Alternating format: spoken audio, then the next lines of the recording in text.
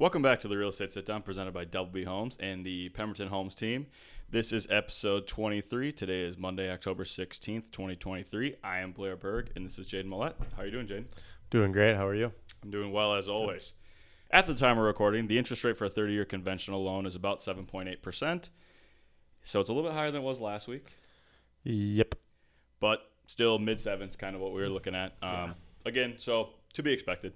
Right. Today's first segment, we're going to go with Deal Doctors again.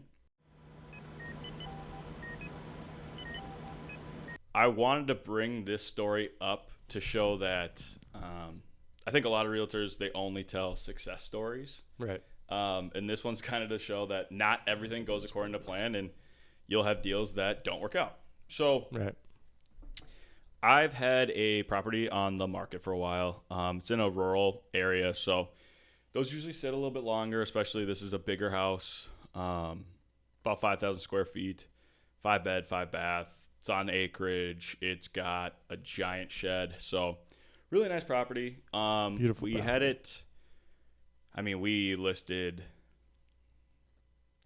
I was trying to get the sellers to list earlier because we listed right after the hot market and things started to slow down a little bit. Yeah. So right off the bat, we were kind of behind the 8 ball on that. So originally we were listed at 1.2-ish.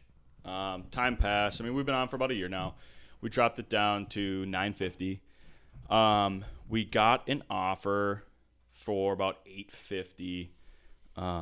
It's a unique situation too. It was someone who was buying it to turn around and contract for deed. So kind of a different version of wholesaling. And we'll go over the definition of contract for deed at the end of this. Essentially, you're just renting it out to somebody else who couldn't afford their own mortgage, Right. with them wanting to own it at the end. So we counted at $870, all good. Longer inspection period because of the way they're buying it, but that was okay with us. Like I said, it had been sitting for a while. Yeah. My clients wanted to get rid of it, so we were open to options, and it's a house that they inherited, so not owner occupied. We used alternative disclosures, so Yep. they couldn't really verify anything that happened in the house because no one had lived there. Yep. So they had an inspection done. There was a list of items on the inspection report that they wanted us to address. Most of the things we got done. In any of them that we didn't, we found solutions for, shared that with the buyers, and with, I'd say about 2.5 weeks left till close is when we finally got everything done. Because what you got to realize too, when you're doing inspection items, is you can't just get a contractor out there same day. They're pretty booked. So we did it as quick as we could, got them out there and relayed what we had found to the buyer, who said right off the bat, no, we're going to need all these items fixed. The big hang up was on the initial roofing report that was done on the inspection. There's some tin pieces on 2 of the dormers in the front of the house and some aluminum caps, just for vents and various things on the roof. Those had been dented in some hailstorms, but very cosmetic and no damage to the actual roof itself. Right. You cannot see it from the ground. You can only see it from the sky, or if you're up on the roof. So we actually contacted a roofing specialist of our own to go look at it, who said there was damage to those aluminum pieces, but that was it. But on the inspection report, they were recommending the entire roof be replaced. So very different from just needing the aluminum pieces replaced. So we actually got our insurance involved, see if we could make a claim or anything, and they said no. The aluminum pieces the cost of repair was less than our deductible. Right. And they really recommended not replacing those pieces until the roof needed to be replaced, because that would cause damage to the roofing around it, which, again, completely cosmetics, was kind of unnecessary, we thought, at that point. We shared that with the buyers. They weren't happy with that, so they sent out their own roofing specialist, who went out and confirmed what our roofing guy said, that it was just the aluminum pieces. But then that roofing guy also said that the roof of the shed need to be replaced. Well, our roofing guy had actually looked at that too and said there was no damage to it before that. So then we're at a stalemate because they trust their guy, we trust our guy. They wanted us to send our guy out again to go over the fine. They wanted us to send our insurance adjuster out to go over the findings with their roofing guy. We said, no, it's not going to happen. We have material fact here that says it's fine. Right. But we were willing to give them the price of our deductible to them if they wanted to make a claim. Right. Our insurance guy said we had no claim. So there's really nothing we could have done. No. And the buyer wanted us to fix those aluminum pieces on the roof or the deal was dead. Right. And essentially, like I said, it was highly recommended that not be changed until it was ready for the whole roof to be replaced. So at that point, the deal died. And the reason I bring this up is because, and again, every agent does their own thing. But as a buyer's agent, I would feel it would be my job to educate my buyers that essentially what you're doing, I mean, the deductible on that house is around $5,000.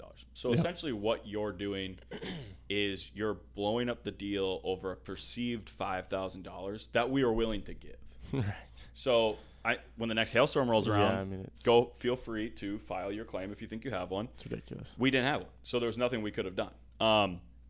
And again, every agent operates their own way. I mean, I educated my sellers that, hey, if we don't do this, the deal will be dead. But they were fine with that, essentially saying they're not going to ruin the roof over that.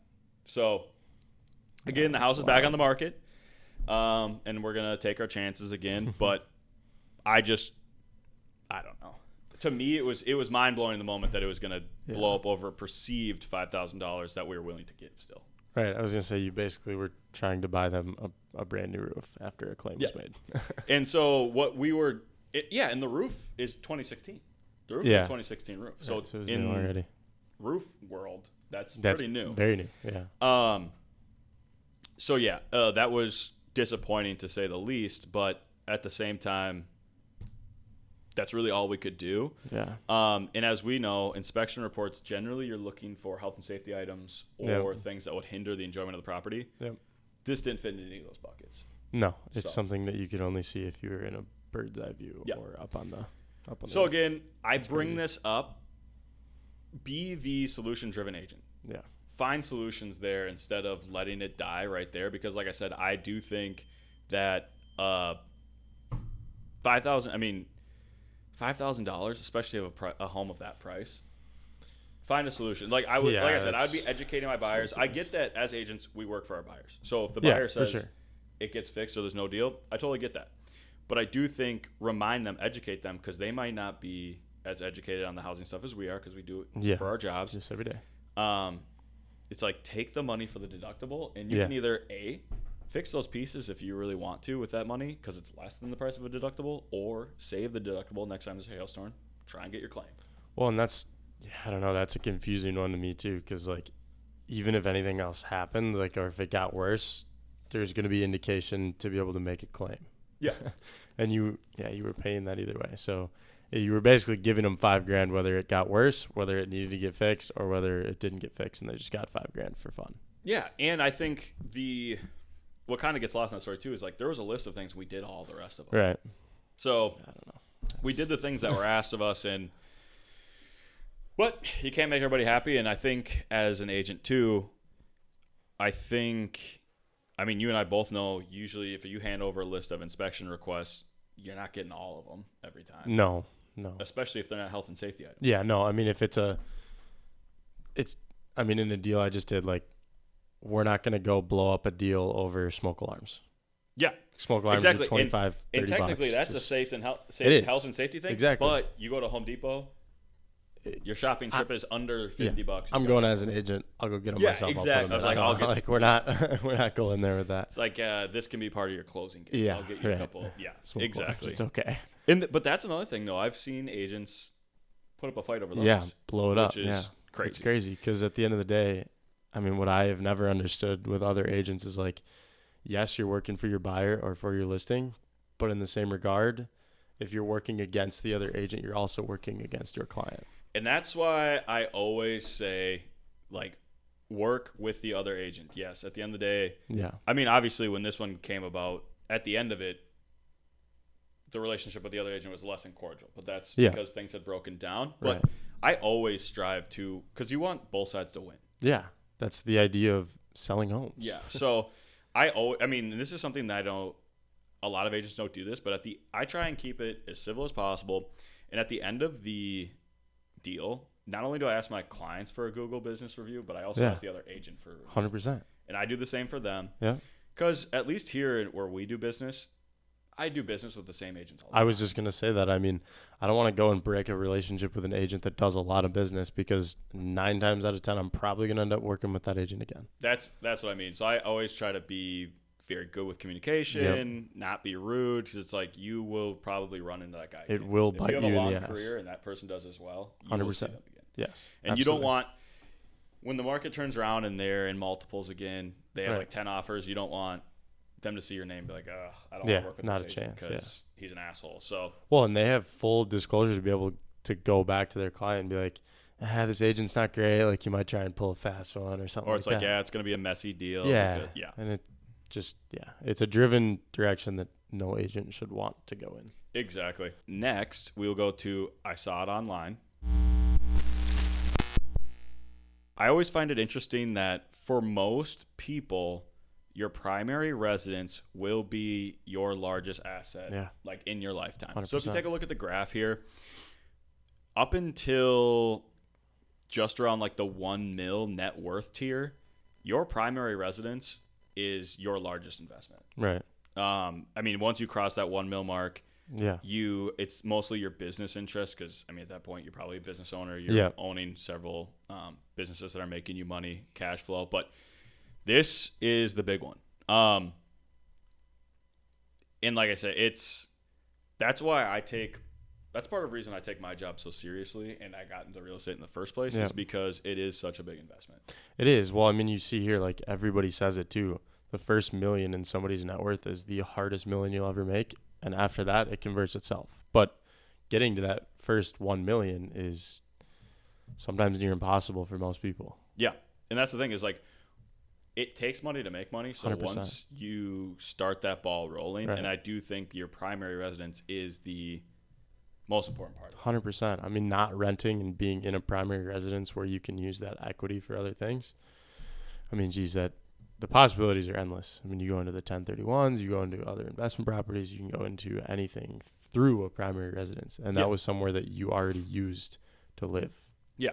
And two, you can see here the light-ish blue. I wish they would have used different colors for this, but fairly large asset class is also just your other real estate. So not just your primary residence. You can see towards the right-hand side of the graph that, again, up to even 10 mil, 100 mil, a large section of that is real estate. Yeah, absolutely. And I think, what was it?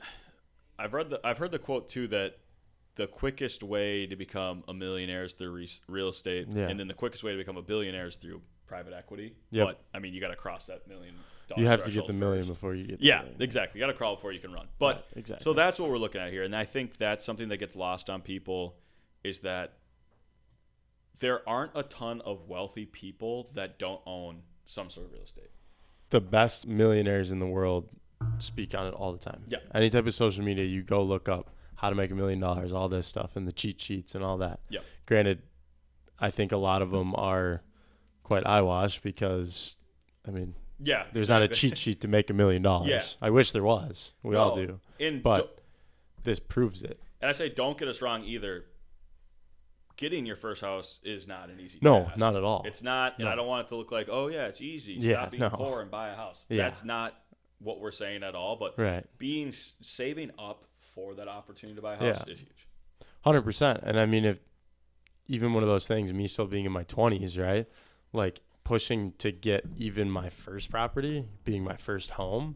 I mean, what a lot of people won't see looking at this graph is, like, being a primary residence to get to that $1 million net worth, that could be your 5th home. Yeah. Like, the second you're starting to build equity, you're just moving up in the rankings every time. It's like a stepping stone. It's like you can look at this graph as like life and net worth as a video game, if you will. Real estate is a net worth multiplier. 100%. Because as soon as you buy the house, in most areas you buy correctly, it starts appreciating. It's 100%. appreciating quicker than your money would in the bank. Absolutely. So whether you get to you own it for a couple of years, you sell it, you've got that big nest egg, you move up to a bigger property, you buy several properties, or you keep it, you rent it out, and you can HELOC it, you can cash out, refi it, take a lump sum, buy some other stuff with it. But any way you cut it, if you bought correctly and you either sell in the right market or wait for the right market, you're going to make some money. Absolutely. And more than you probably would have made if you let it sit in a bank account. Yeah, 100%. Anyone who has money or wants to make money, that's the first thing I would say. I'm not a financial advisor, just to make that clear. Yep. But if anybody would ever ask me that question, how to make money or what to do to have a lot of money, get into real estate. Yep. Just get educated. Ask the right questions. Find somebody that you can understand, that you can relate with to get into that right situation. Like, there's a lot of easy steps to take that in the long run will get you to that 3, 4, 5 tier net worth. And it's not an overnight thing. No. Real estate is a slow burn. So you want to start building up your portfolio as soon as possible, but it is one of those tried and true methods where, you stock market, real estate, two very tried and true methods where it's a slow burn, but you do it correctly and you can build it up over time. Stick to what works. Yeah, for sure. Obviously, I also say I'm not a financial advisor either. Right. Diversify.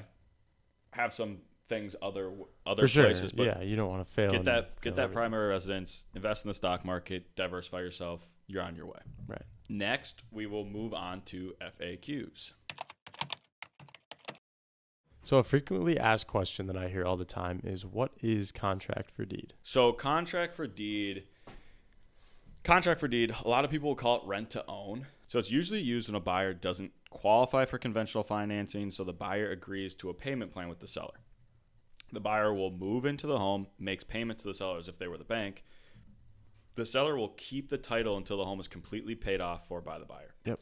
So this is nice here. So it's like, I know for 1099 employees and that kind of stuff, it's hard to get qualified for loans. Or let's say you're starting out in a career.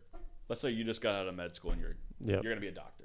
You're a brand new doctor, broke. so you're broke, but you're going to have income coming in. Correct. So if you can get into a seller finance contract for deed type situation, that could benefit you. The risk can be if you fall behind on payments, the seller can take back the home and you're out that money. Right. So it's essentially like you were paying rent that whole time, and now you have nothing.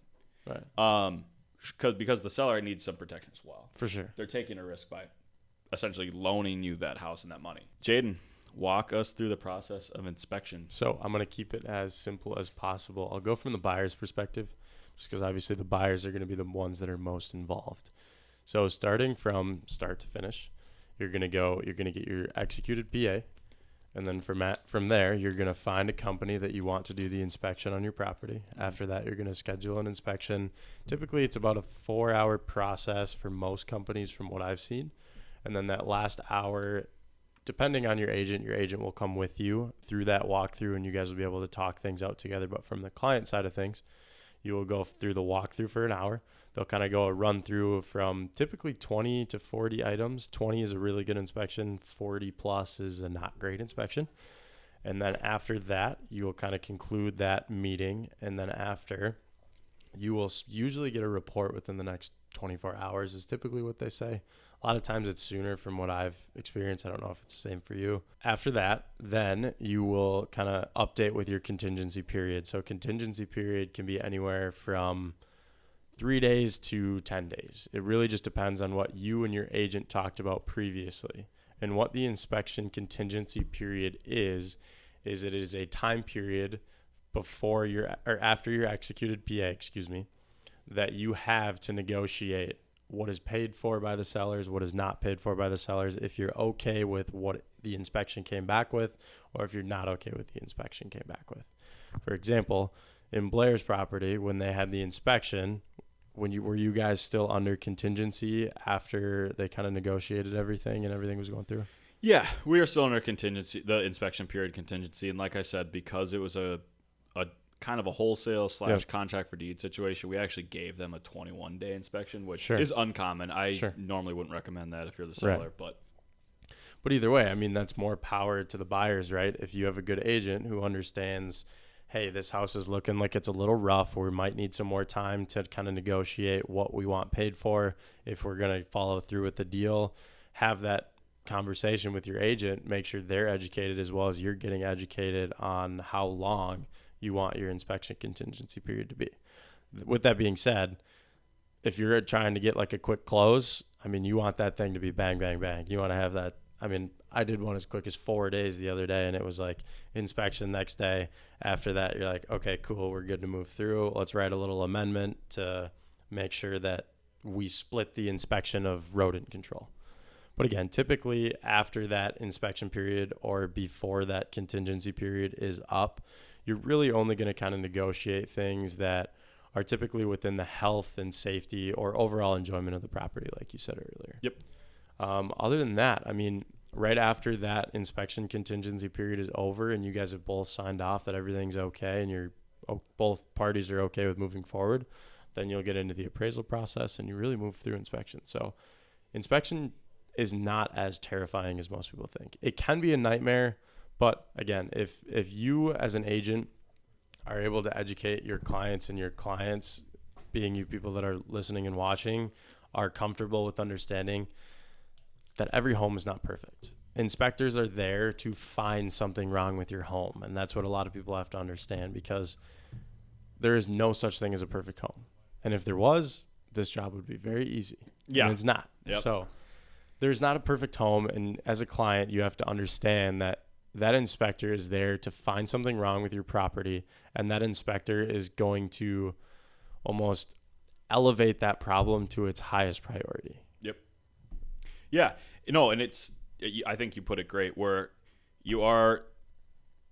I always recommend an inspection. Yeah, you can get for one. sure. I mean, it's easy to get one now. Properties are sitting a little longer. Yep. A year or two ago, you couldn't get an inspection. Typically, if you ask for an inspection, they're going to go with one without. Because the big thing is, and I always say, I put this in perspective for my buyers by saying, think about it from the seller's side. Every contingency that a buyer has in a purchase agreement is a get-out-of-jail-free card, essentially, for them to back out of a deal and keep their earnest money. So if you can, as a seller, get a deal with no inspection contingency, that's great.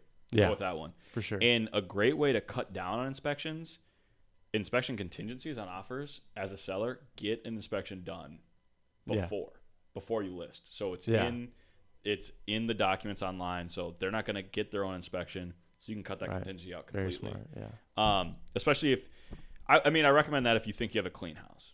Well, right. Yeah. If you think you got a really sound property, I say get a pre-inspection done, no inspection contingencies, and you can kind of do a quick close if possible.